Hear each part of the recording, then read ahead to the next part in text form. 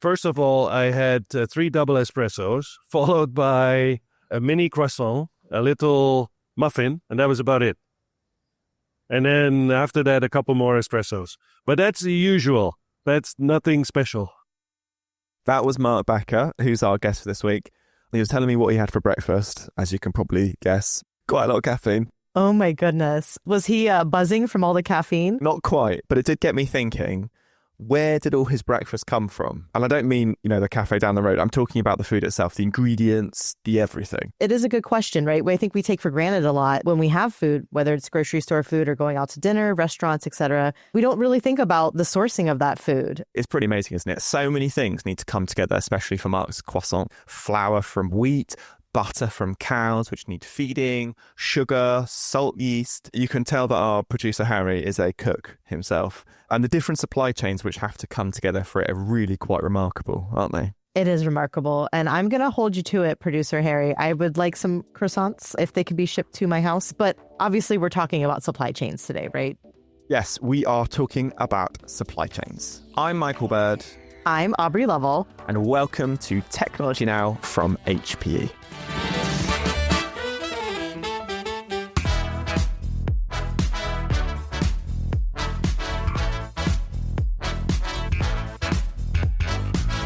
So as we talked at the top of the show, supply chains are pretty complicated. Everything is so interwoven into our modern society that it's almost more of a web than a chain.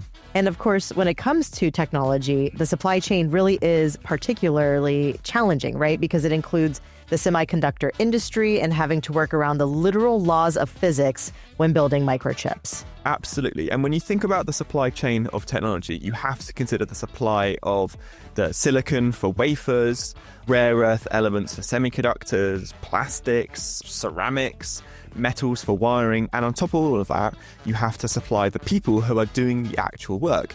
Now, according to journalist Edward Humes, a smartphone could have a transportation footprint. That's the footprint for all of the components combined of well over 240,000 miles or 386,000 kilometers before it even reaches the customer. That's the distance to the moon and even a significant part of the return trip too. That's crazy to think about. Now, like it has in almost every other industry, AI is disrupting the world of supply chain, and we are thrilled to be joined this week by Executive Vice President and General Manager of HPE Operations for HPE, Mark Becker. And Mark's going to tell us more about how the world of technology supply chain is changing. But before we get to Mark, we're heading back to the birth of civilization itself. It's time for Technology Then. Okay, so have you heard of the Silk Road, Michael? And if I had to press you for when it started, when would you say it started? Oh, okay. The 10th century. Like really old. Very long time ago. Generally, we view the Silk Road as having started in the year 138 BCE. So that's like way back there. But we're talking about something from thousands of years before then. We're truly going to ancient times with one of the oldest supply chains known to history, the supply chain of obsidian. Ooh. Now, obsidian is a bit of a wonder material if you're living in the Bronze Age, right? It's incredibly sharp edge, and the ability to chip it into usable shapes like knives or spear tips made it incredibly desirable. But here's the problem, right? Obsidian is volcanic glass. So it's not found everywhere. And if you don't live near a natural source, you're going to need a supplier, right? But the truly remarkable thing about this story is when it begins, because obsidian was so important and so useful that supply chains for it stretch back to some of the earliest civilizations we know of. Evidence of long-distance trade of obsidian in the Fertile Crescent up to 12,000 years ago show obsidian sourced from Armenia, Ethiopia, and eastern Anatolia and Turkey being found in locations all over the Near and Middle East and the Fertile Crescent, with supplies of the material traveling up and down the Levantine corridor. Say that 10 times fast. But it wasn't just restricted to the Middle East, right? As societies popped up around the world, obsidian supply chains were sure to follow. A report in the Journal of Archaeological Science notes that obsidian artifacts that were all found in a single location in Oaxaca originally came from multiple different sources across Mexico, highlighting ancient supply routes in Mesoamerica. People didn't have cars or planes to transport product either. Materials could take years or even generations to get from their source to the end user, not like nowadays, right? So it's kind of bonkers when you really think about it. Aren't you glad that we don't need to wait that long when we order something online nowadays, Michael? Oh my goodness. I don't know if I could survive without stuff taking more than 24 hours to turn up. But Aubrey, things can still take a while to arrive if they're being made to order, especially with the complexity of modern day supply chains. So, to tell us more about it, I spoke to Mark Backer, Executive Vice President and General Manager of HPE Operations for HPE. And he started off by giving me a quick rundown of the supply chains we have to deal with here at HPE. The supply chain at HPE obviously covers, the end-to-end execution of a supply chain, which starts with collaborating with the sales force and our product management community in planning the business. You need to have a plan, a forecast, a demand plan that drives signals in towards how much material and components we need to buy from our suppliers. It brings us to the next part of the supply chain, which is actually engaging with our suppliers in negotiating pricing, buying the parts, and getting those parts into our manufacturing locations. And from the manufacturing locations, once they receive the parts, they wait for orders from customers to drop, and the orders come in. Manufacturing partners build the product, ships it out through our logistics service providers who pick it up and deliver it to our end customers, which is then the moment in which we are able, once customers receive the product, we can actually invoice and recognize the revenue. How quick is that from the point of being like, okay, yeah, we think we need to order a certain number of components? Are we talking hours, days, weeks, months? It really depends on what components and what parts. The higher end complexity components like semiconductors, that if you look at the process to actually make a semiconductor all the way from what they call a wafer start to the end product is a process of about 9 months. Wow. So if we as an industry do not process our demand signals early enough to the industry there, we will end up in shortages. So there's an element which is called lead time. Every component, every product has a standard lead time. How long does it take from an order placed with a supplier until it gets delivered to the destination? Some of the simple parts can be a matter of days. Some of the more highly complex parts can be weeks, sometimes months. So every supplier's got different lead time. That's right. And there's different complexities. Why don't you just order loads in bulk and just let it sit in a warehouse? Because it's not like, apples where they would go off. Presumably screws will just sort of sit there. It's interesting you mentioned that. They're not necessarily apples, but we do use the reference sometimes that parts can become brown bananas. Ah, okay. Because, we live in a technology world and there is continuous innovation at the technology level and new generations of products or updates, etc. can happen. That's one. Second part is that putting stuff sitting in a warehouse is very expensive. I need to buy it. I need to pay my supplier for it. And if I have it sitting in a warehouse for months without generating the revenue associated with that, that's cost for the company. Managing inventory is the key part of a supply chain execution piece. You need some inventory and some buffers in order to make sure that you have sufficient to be able to execute on orders, but too much is a problem as well. And so then again, it depends a little bit on what parts are we talking about. Having a warehouse full of little screws that cost less than a penny each, it's okay. But a semiconductor, or in the latest case, when you think about accelerators or GPUs that, cost $100,000 each, for them to sit in a warehouse and do nothing for anybody, it's not helpful. That makes a lot of sense. How many countries does this supply chain span? We as a company, HPE, delivers our products in practically all countries around the world. But we don't necessarily manufacture products in every country in the world, right? We centralize our manufacturing in key locations that are close to end markets. And so we manufacture in about 12 locations around the world: Europe, North America, There's quite a bit of activity in Asia because that's close to the supply base. And then from there, we deliver it to our end customers, or in some cases, our channel partners, where they distribute it to the end customer they have. So what are some of the threats faced by today's supply chains? Well, the biggest threats continue to be, and many people know about this, right? In recent years, there's simple phenomenons. The supply chain disruptions can be weather conditions. It can be hurricanes, as an example, or there have been situations where there is a fire that happens in a factory that manufactures large volumes of certain parts that all of a sudden is no longer existing. Earthquakes we have seen. Simple example in recent years was when a certain ocean vessel going through the Suez Canal goes sideways and blocks like a traffic jam of, ocean vessels with containers full of products that cannot move.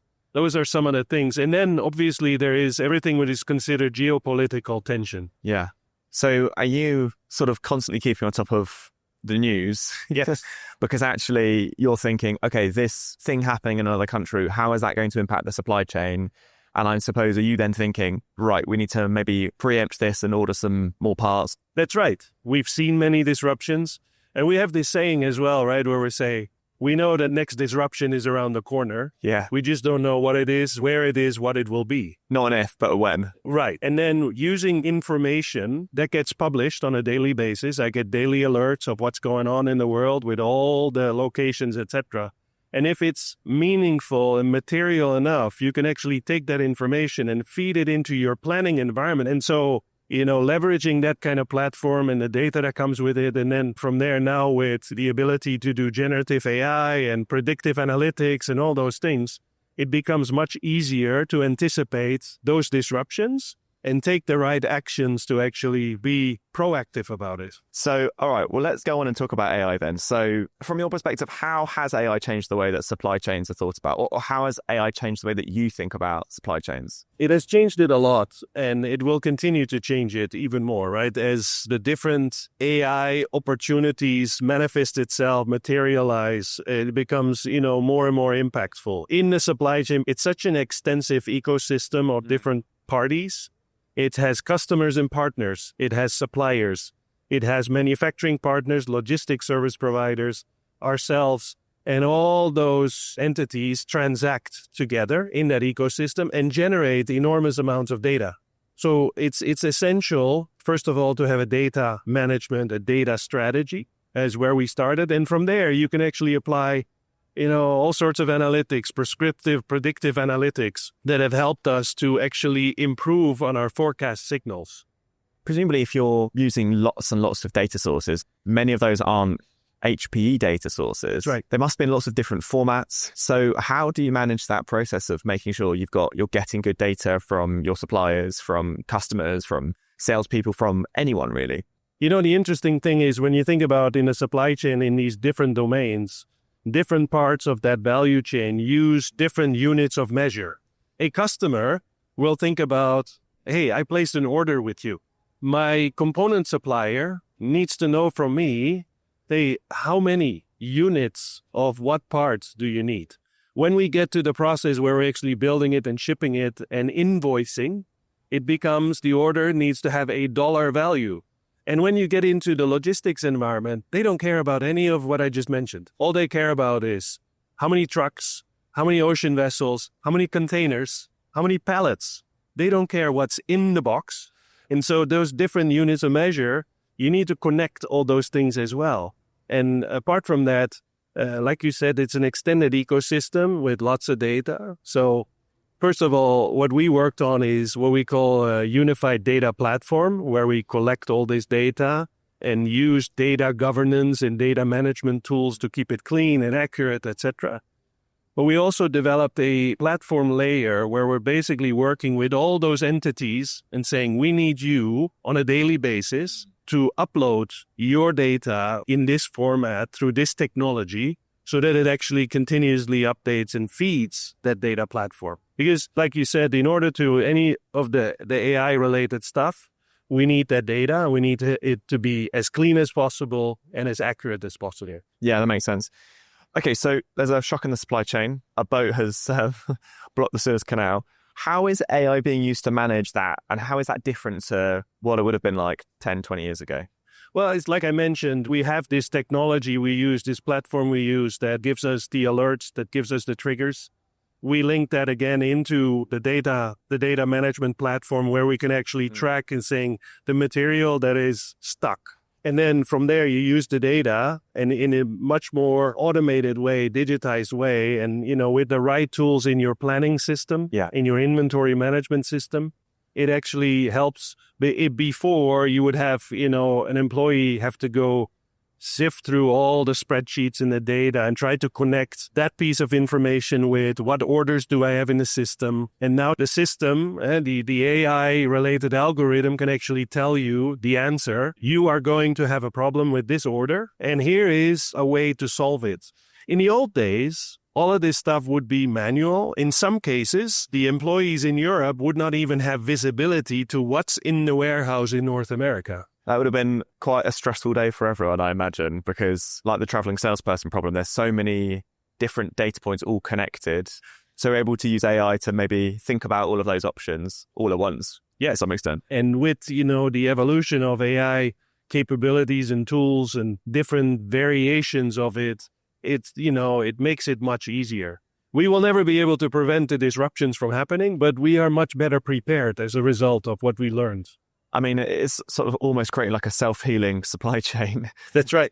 So is there a human still in the loop at the moment? It's not fully automated. There is, I think, elements of the process that probably ultimately can be fully automated. Yeah. And I think, the evolution with agentic AI, will get us to a point, and with the next generation of technology, which also allows reasoning and all that kind of stuff, the agent, as part of agentic AI, will get smarter and will be able to respond, etc., and actually make decisions.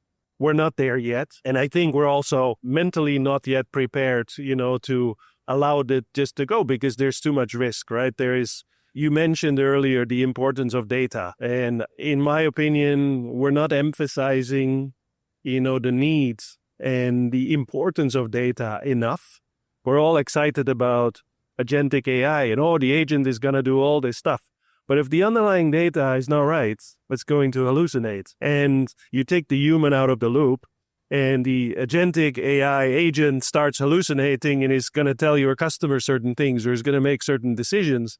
That's quite scary because the outcome of that it can be very, very bad. Do you think we'll ever get to a stage where you have a fully automated or highly, highly automated supply chain? Well, look, it's hard to predict the future on that. I certainly believe that there is opportunity to get very, very close because, we're also embarking on, we talked about agents as part of agentic AI, but we're also talking about the robotics aspect of it, right? And physical robots and the physical robots that leverage the same thing they're learning to get into the more physical space of this. The thing that is important to emphasize, in my opinion, from a supply chain perspective, is that the supply chain has a lot of real, hard, physical elements to it. There's parts, there's products, there is boats, planes, trucks, pallets, stuff that gets delivered, forklifts involved, etc.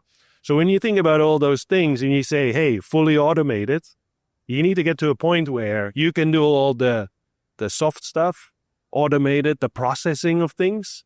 But at some point it gets to, now it needs to drop into a factory, which is a completely automated production line with robots that actually do whatever, AI-related stuff that has self-healing, that does inspection of what rolls off the production line. So it's possible, but it's going to take a while.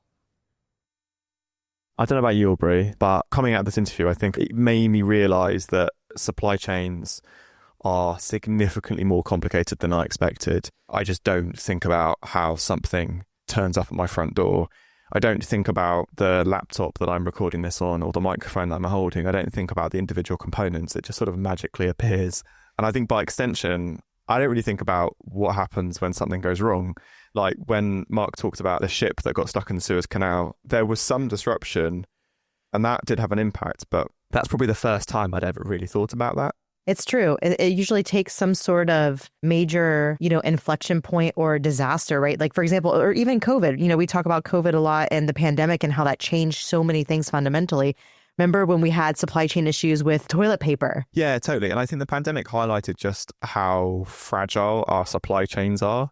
I was fascinated when we talked about data. I mean, what this really highlighted to me is that in order to make your supply chain as efficient as possible, you just need such good data. Like data feels so important. And the point that he made about how actually different people care about different elements of data.